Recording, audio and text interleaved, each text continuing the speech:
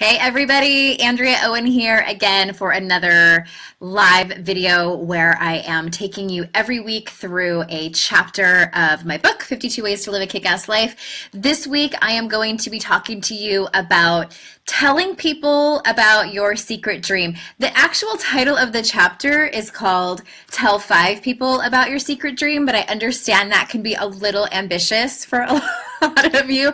So really it's just maybe one person. So before we really get started and as we wait for some people to get on, I would love for you to drop in the comments, what is your favorite emoji? Everybody has, I think, their most used emoji. I finally got my husband on board with emojis maybe just a few months ago. And ask me that question on any given day, it might vary.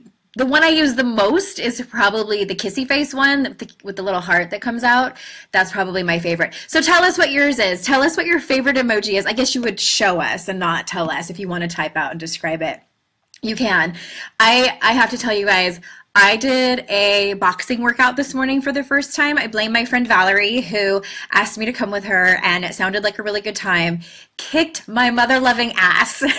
And I'm like still, it was over an hour ago and I'm still a little disoriented. And so forgive me if I'm a little slow on the draw this morning. And so I'm still kind of recovering from that. And again, for those of you who are new to me, I'm Andrea Owen, founder of Your Kick-Ass Life, and I wrote this book, 52 Ways to Live a Kick-Ass Life, where I'm taking you through a chapter a week on these here live videos. So even if you're watching the replay, if you have any questions along the way, go ahead and ask them. And of course, if you're watching live too, I will answer them at the very end. So please make sure and ask any questions, show us your favorite emoji, etc. So I would not be a good life coach unless I talked about your dreams, right? It's kind of like life coaching 101.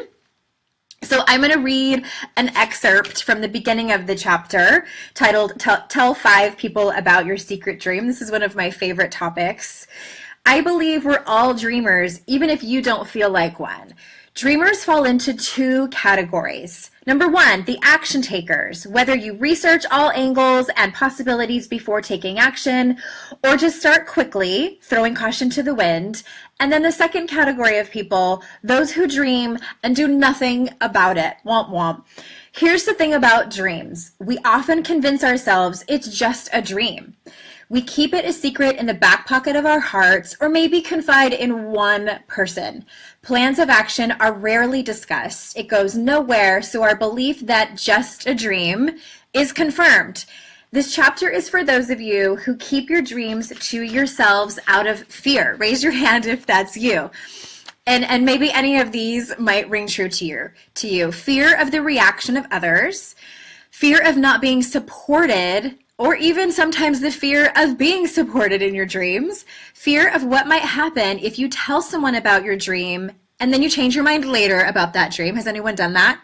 Fear of trying and failing, fear of actually doing something about your dream. I could go on and on with the fears that everyone has that are universal about what happens when we start thinking about our dreams. And everyone has one. If you don't have a dream, you've probably allowed yourself to just get caught up with the minutia of life. I mean, who hasn't, right? I do that too. I have 2 little kids. I run a business. I have a dog. Life gets busy and we forget these dreams that we have. And what I want you to do is just really think about it and kind of give yourself permission. Maybe some of you like automatically know. You're like, Andrea, I know my dream. And I'm going to tell you about it in the comments. Please go ahead and do that. But I think that there's some of you watching who may have a dream where you have like kept it locked up in your heart for a really long time, or maybe you haven't thought about it since you were a kid and you're like wondering like, is that still a dream that I have? Is that something that makes me excited? And that's what I want you to think about. So maybe your dream is something like moving out of your hometown. Maybe it's something like running for office, or getting married again, or dating again, or having a baby, or world domination, learning a new skill, writing a book. It could be so many different things, and no dream is better than the other. No dream is too small. No dream is too big, whatever it is. And if you want to call it a goal, by all means, call it a goal. Whatever it is that that thing that you want to do. All right, that's what we're talking about here. And I would love for you to either get out a piece of paper or write it on your arm or type it in the comments. What is yours? What is important to you about it? Like, these are the big important questions. What is important to you about that dream? Is it just, I know for me, when I decided to write this book, it was a dream that I had since I was 11. I was a voracious reader, and I always thought that like being an author was the most awesome thing ever. And it was important to me because it was a childhood dream. And I didn't really have any reasons after that. Did I want to be of service to others? Of course I did. But really what was important to me was just that it was this thing I wanted to do since I was a kid. And that was really my only explanation for it. So you don't need to get deep into the exploration, or the explanation, I should say, of why it's important to you, but I think it can be helpful. Why is that dream important to you? And if you want to take it a step further, on a scale of 1 to 10, how excited are you about it? Because you might have had a dream either when you were a kid or when you were 20 or 6 months ago, and you think about it now and you're like, not so much. And that's okay. That happens a lot, you know, like our values change, our priorities change. But what I want you to think about is it not important to you because you're scared? Are you making that decision of, it's just really not a priority to me anymore, it's not important to me? Are you making that decision out of fear? Or is like a true thing of, yeah, it's really just not my thing about it? So my next question to you is, drum roll please, what are you going to do about it? And this is where it can kind of like start to fall apart. Because it's one thing to get like all pumped up and you're like, yeah, like let's type it in the comments, or yeah, I'm going to listen to this Facebook Live. And then when it comes to actually doing something about it, you're like, no. So this is the whole premise of this chapter of the book, is just to tell someone about it. I think accountability can be massive for people, and really just, it can ignite a lot. And there's something about getting support from the right people, or the right person, I should say, too. And hey, if you want to tag that person in the comments, like, here's my dream, tag this person, go ahead and drop it in the comments. But here's something really important I want to say about when you are thinking of the person that you're going to tell.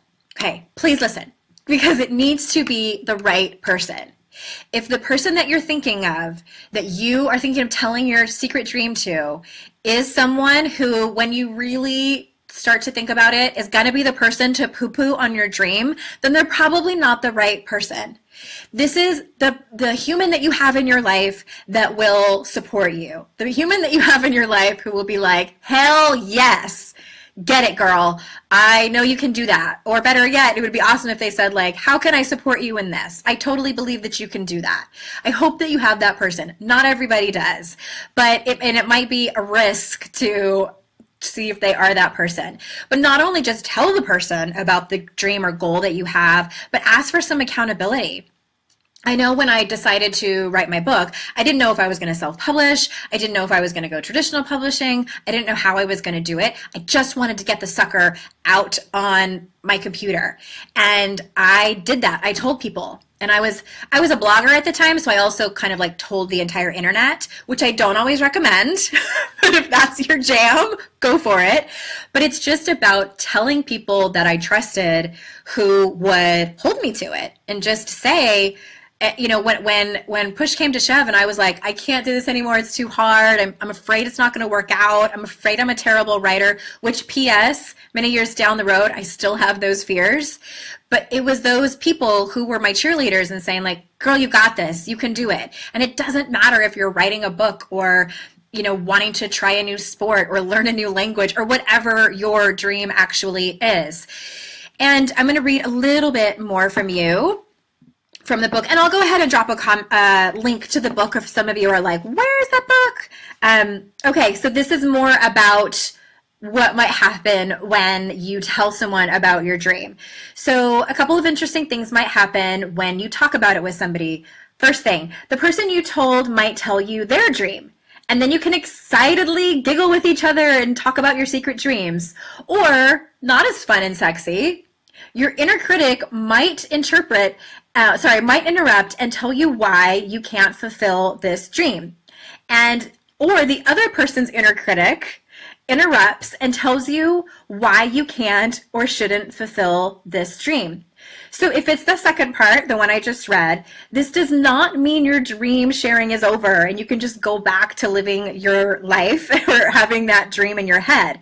It just means that you're onto something really, really big. Anytime our inner critic, our negative self-talk comes in and says, that's too big. You'll never be able to write a book. You'll never be able to start dating again. It's too risky. That means you're onto something big.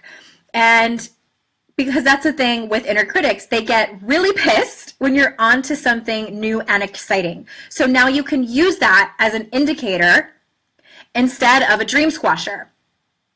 So think of it as your own internal barometer. When thinking about a dream and you get ridiculously scared, let that be your giant green flashing light that says, this is it.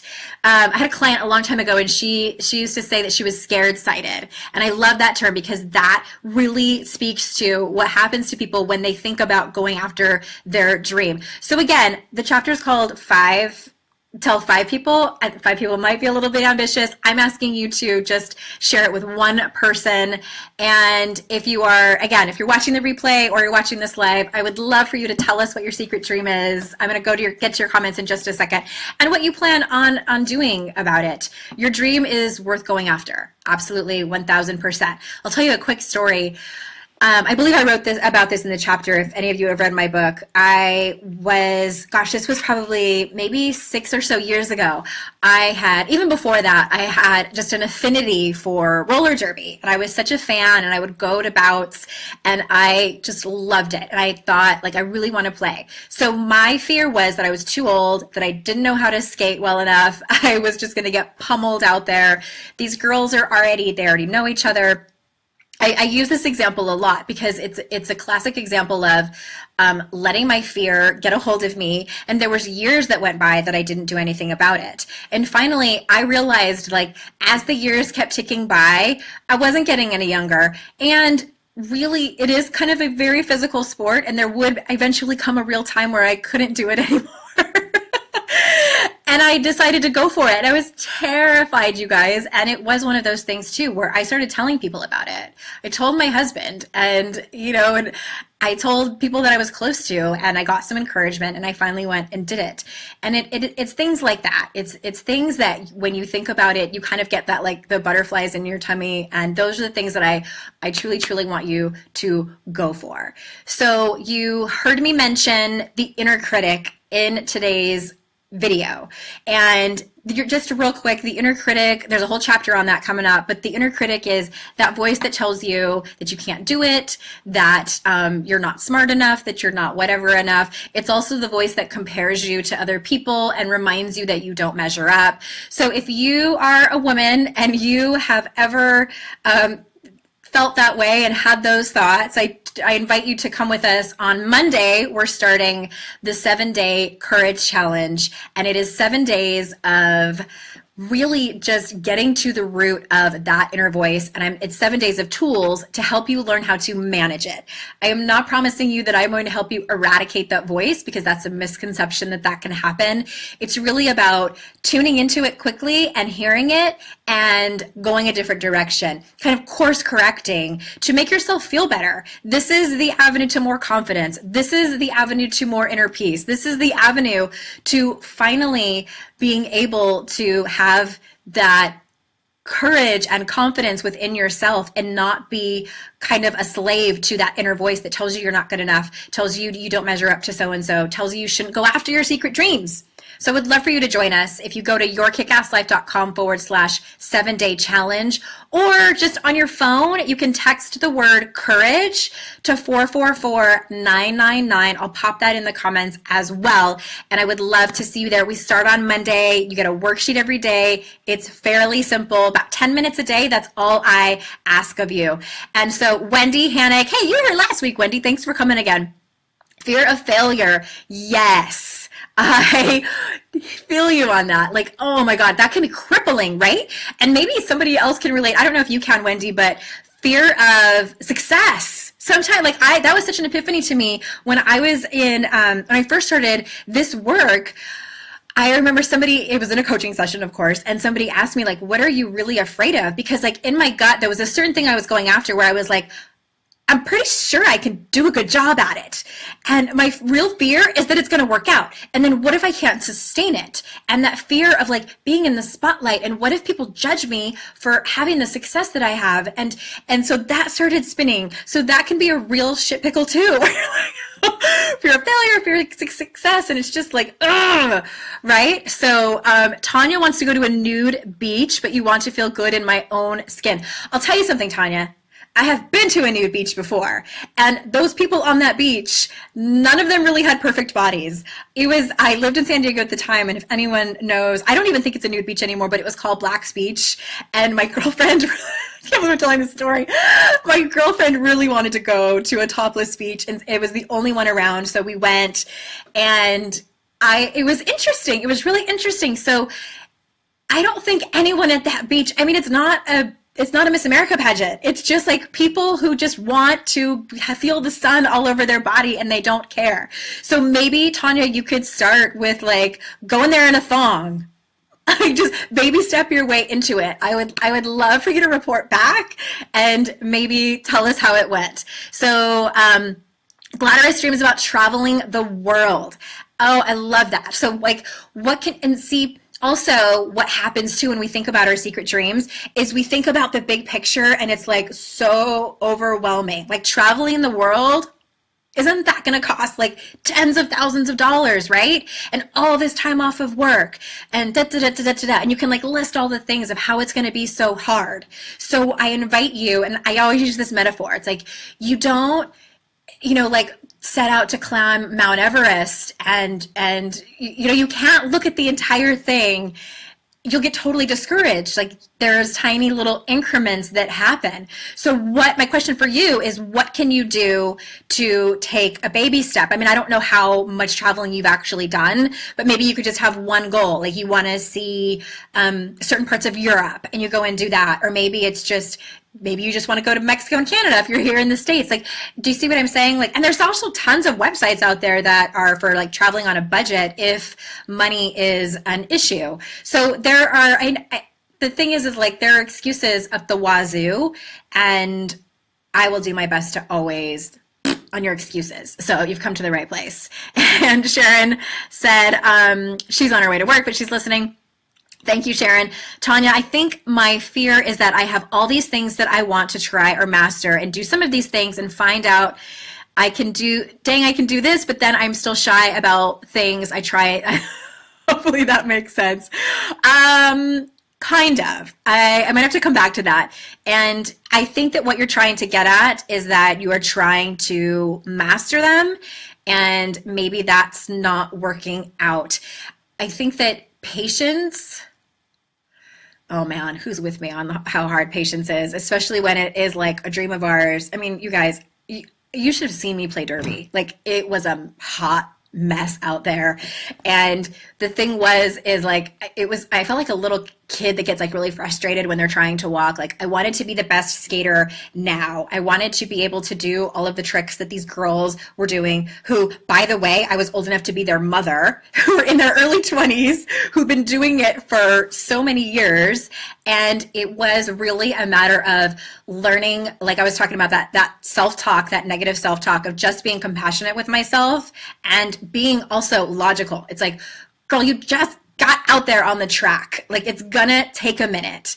And I see this happen a lot. Like I've been not roller skating for a really long time. It's gonna take a minute to master it. It's gonna take a minute to get really good at. So I hope that helps. Romy says she's excited for Monday. Romy actually has done the 7-day challenge before and is doing it again. And it's definitely, if you have done the 7-day courage challenge before, I only do it about once a year. And this is something that we need to do on a regular basis. So it's not something like one and done. It is absolutely something that I'm talking about the inner critic work, because I get really excited about it. That is something that personally, in my own personal development journey and getting to a place of living my own kick-ass life, is working on this continuously. Knowing the tools, what it takes, because when stuff goes down in your life, or you fall into those moments of compare and despair, or when you want to go after your secret dream, or you see somebody else doing it and they seem to be doing it flawlessly, you have to be able to rely on the tools that you know to be able to manage that voice. And this is the same thing as what I was just talking about. You've been doing your self-talk for a long time a different way. For some of you, decades of telling yourself that you're not good enough, not measuring up, etc. So what my mission, one of my missions in this work, is to teach women how to have a different baseline, how to have a different conversation with themselves that is more focused on self-compassion and self-kindness. And I want to say something really quick about that.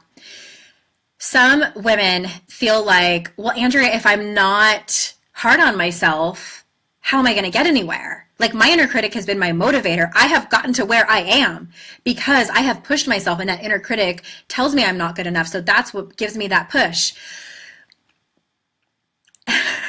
No one betters themselves. No one beats themselves up into betterment.